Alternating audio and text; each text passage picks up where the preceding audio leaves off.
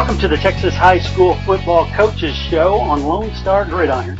I'm Chris Daly, and it's my belief that the men that make up the fraternity of Texas high school football coaches are much more than a bunch of thick-necked guys with whistles. They do so much more than teach technique and the X's and O's of football. They take young boys and change them into young men of character. They get kids to believe in themselves, to trust others, and to put others ahead of themselves.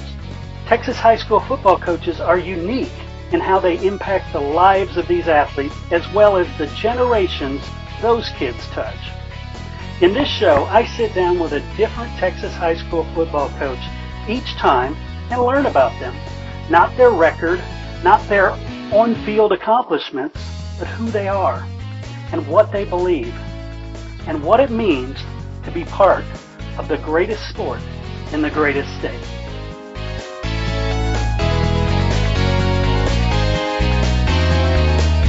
Hey everybody, welcome back to the Lone Star Gridiron Texas High School Football Coaches Show, Season 3, Episode 10.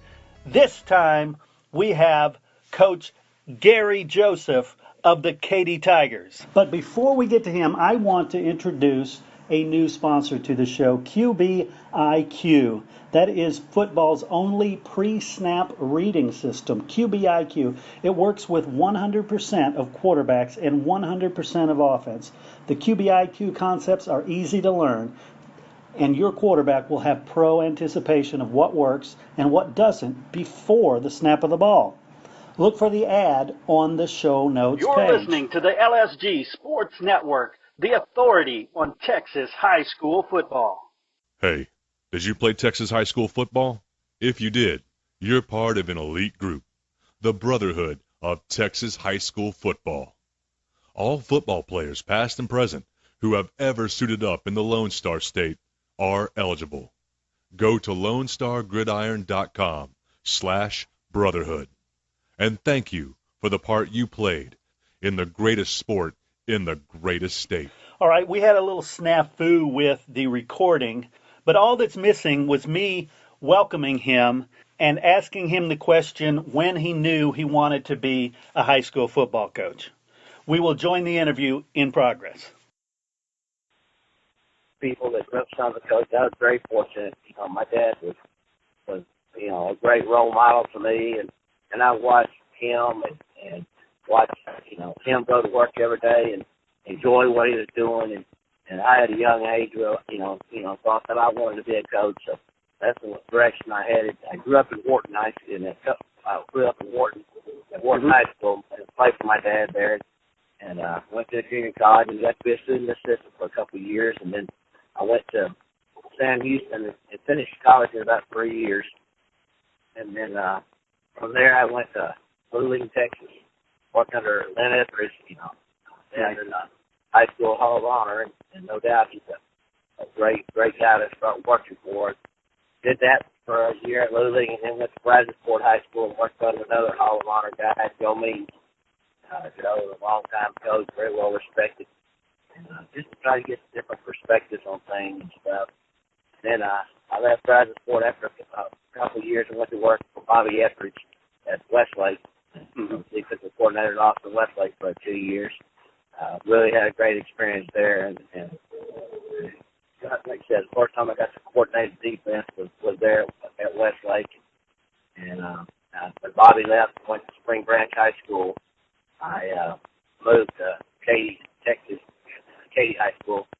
At the time I moved to Katy, Katy had two high schools, Katy and Katy Taylor. They just split. It was kind of a tough situation, but I was going to work for Mike Johnson. Mike was beginning his first year as head coach. He'd been there a couple of years as an assistant and the offensive coordinator. So, from Katy, it's where I landed. I've been there for 36 years. Nice. So, if you could talk a little bit about Katy itself. What makes Katy? There's a few cities like that around the state who are football powers, football-centric cities. What makes that such a unique situation there? Well, it wasn't always a unique situation. When we first got there, Katy it was a tough thing. They just split and didn't really have really good numbers, and the kids hadn't won in a while, and so they didn't know how to win. And I think the thing that people saw and stuff, even though we weren't winning, people would still get out and support their kids. Mm-hmm. A lot of Katy's families there are still two-parent families. We're getting more and more one-parent families. We still have the basis of two-parent families, which is good, and I think that's important. But the people wanted to see the kids do well. Right. Since we started having some success, they let us coach their kids. Maybe the coach success we have, they know that you have a hard time arguing for success, but our kids have bought into what we're doing. Katy is still a community in a town.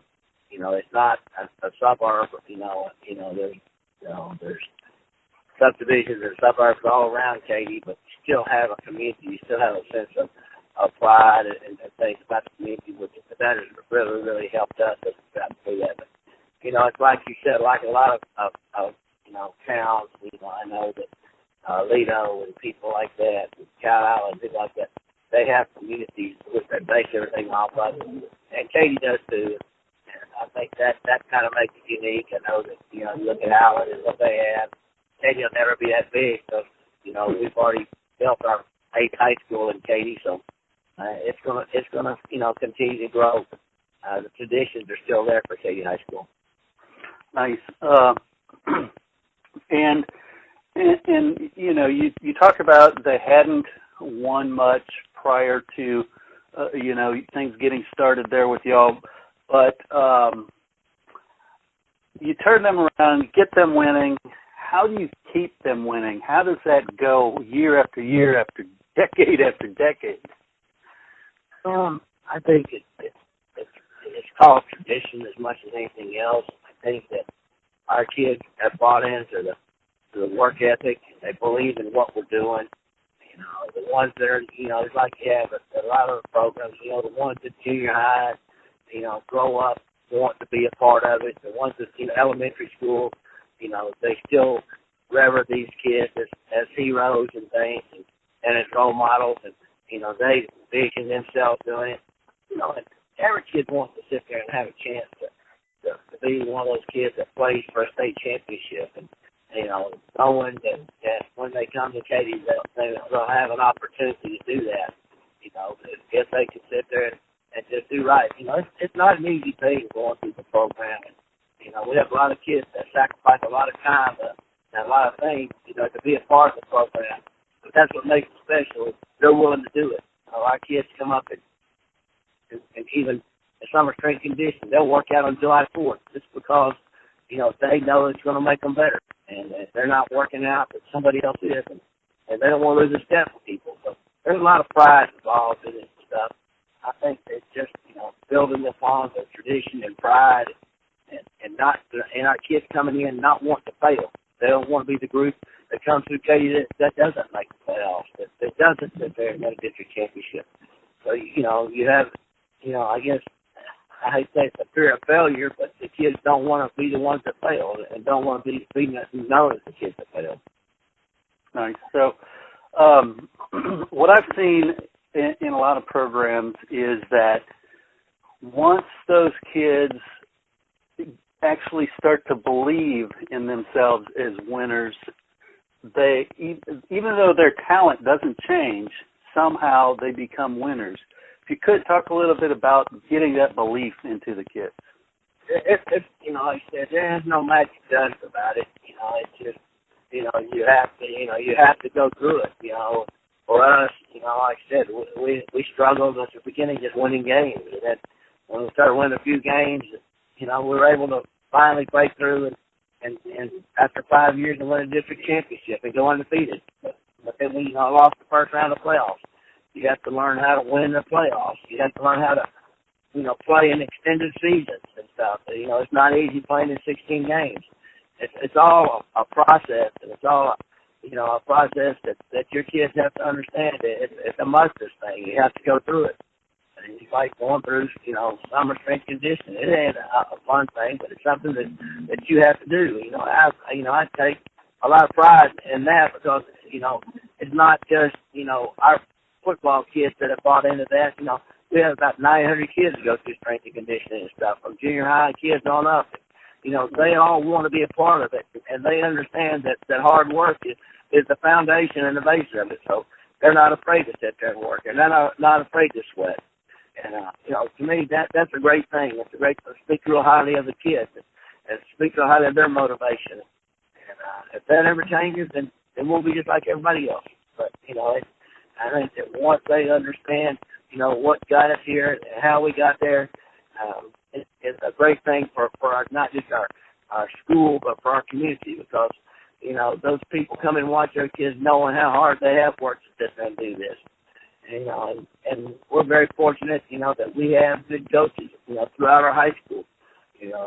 Great football coaches, good people that, you'd want your kids to be coached by. And I think that's extremely important. I don't do this myself. I have good people to work with and things. And like I said, that makes it, makes the job a heck of a lot easier. Definitely. And coaches themselves have to learn how to win and learn how to put in that effort. So let's talk about how you learned some of those things. Let's talk about some of the influential coaches in your career and what you picked up from them. Well, like I said, everybody I've worked for, like I was telling you earlier, has been people that are in the Hall of Fame or the Hall of Honor. So I got to work with some great people, and it started back in my earlier in my career. Like I said, worked for Len Etheridge. It's a great thing Len taught me, and really it's stuck with me today. Is kids aren't all the same, and there's going to be kids are going to have up and down days. You have to have a lot of patience with your kids.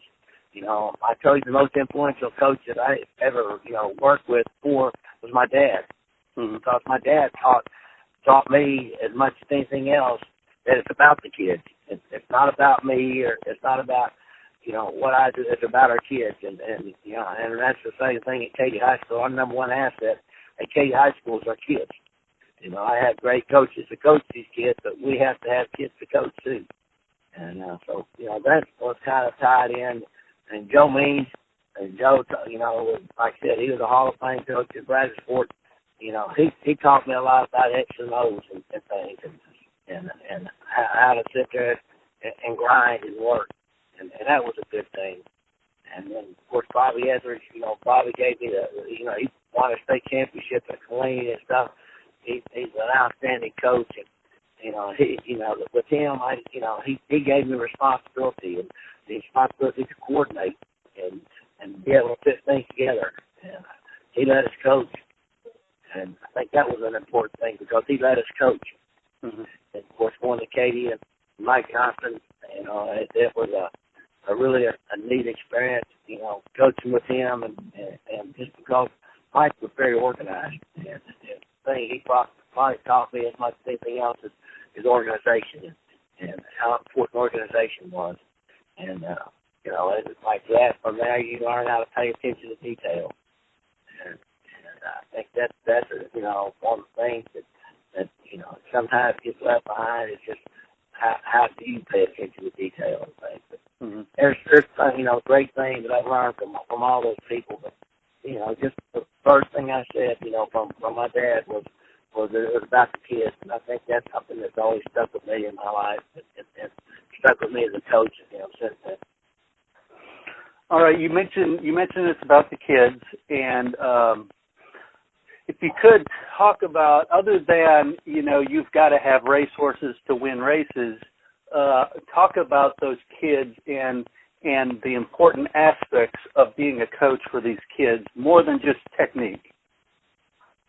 It's a Katy High School, and that is a big thing today. And there's no doubt that coaches spend as much time with these kids as a lot of parents do, because the kids want to be there, and character is an attitude and things are things that a lot of people overlook, and they become more prevalent today just because of the way society is. Mm-hmm. And I think it's not something that's optional to teach anymore as a coach. I think it's something that we have to coach, and as coaches, we have to sit there and make sure our kids understand, not just right and wrong, but understand why and understand respect. And we have to teach them respect and respect for, their elders and respect for each other and respect, as far as boys are concerned, respect for women. Mm-hmm. And I think all these things are, they can't be overlooked anymore. You look at some of the things that have gone on, and not just at colleges and things, but just in society, and it comes back to, I guess, what we've, pinpointed as a lack of respect, and it's our job to teach these kids that and stuff. But, there's a lot of things that we sit there and have to do as coaches, much more so than the X and O's. We have to teach people, the things I told you, and I think respect is at the top of the list. Thanks. Definitely.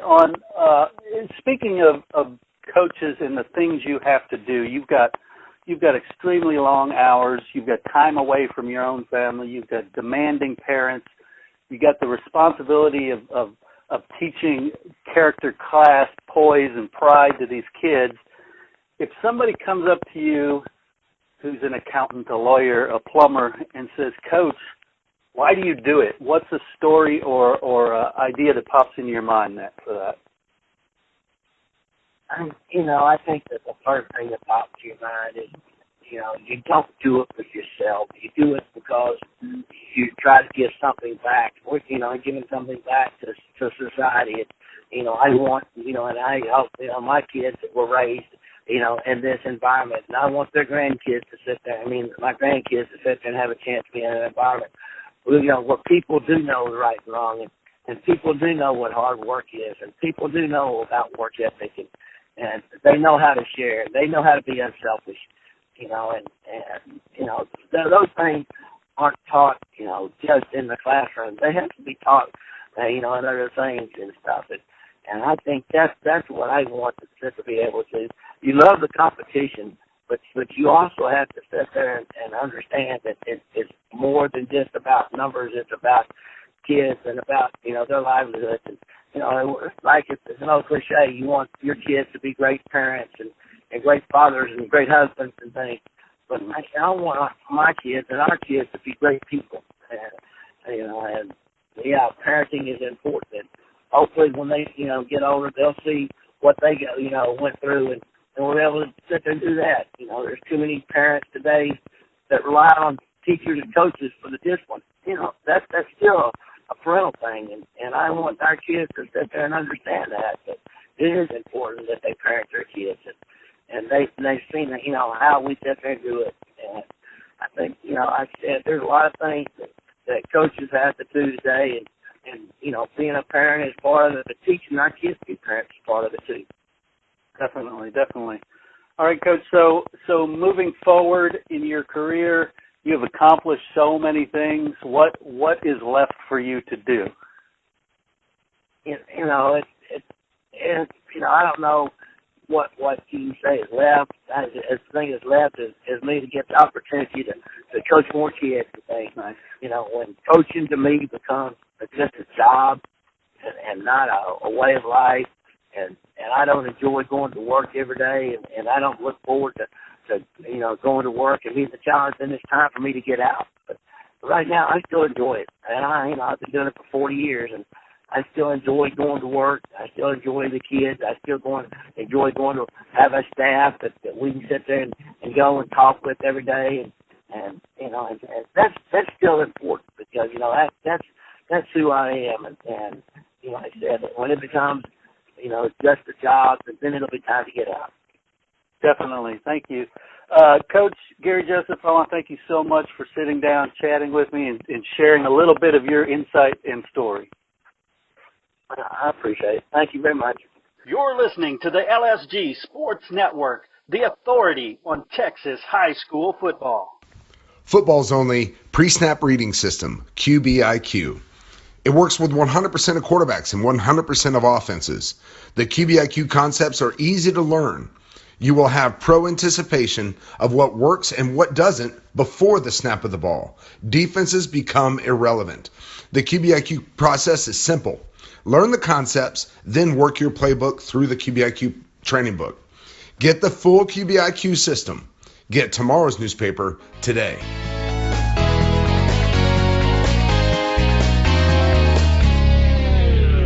Hey coaches, we want to tell your story as well. So get in touch with us and we'll schedule a time to record your interview so we can add your history, your insight to what we hope will be an amazing collection of wit and wisdom from Texas high school football coaches.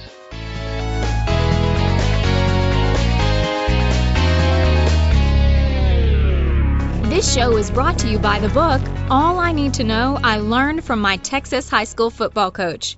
A handbook of wisdom for parents, young people, and yes, even coaches. Head over to www.learnedfromcoach.com and order your copy to support sharing the stories of these great coaches and leaders. That's learnedfromcoach.com.